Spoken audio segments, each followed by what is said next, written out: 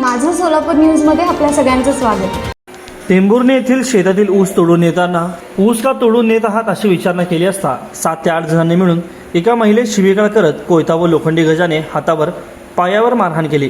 माढा तालुक्यातील चांदज येथे ही घटना घडली असून या प्रकरणी टेंभुर्णी ठाण्यात 8 जणांविरोधात गुन्हा दाखल करण्यात आला आहे।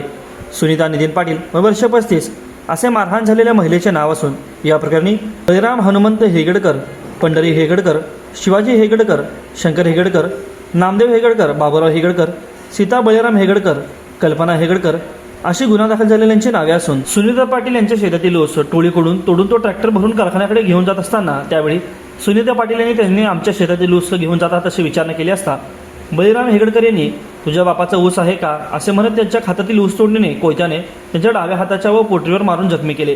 तसेच पंढरी हेगडकर यांनी लोखंडी व गजाने डाव्या पायाच्या नगडीवर तसेच दोन्ही पायावरती कमरेवर पोटावर मार करून जखमी केले। इतर सर्व आरोपींनी मिळून सुनीता पाटील यांनी शिवीगाळ दमदाटी करून त्यांना जमिनीवर हातपाय धरून आपटून लाथाबुक्क्याने मारहाण केली। पोलीस निरीक्षक नारायण पवार यांच्या मार्गदर्शनाखाली सहाय्यक पोलीस फौजदार भीमराव गोळे या घटनेचा अधिक तपास करीत आहेत। माझं सोलापूर न्यूज या यूट्यूब चॅनलला सबस्क्राईब करा आणि बेल आयकॉन प्रेस करायला विसरू नका।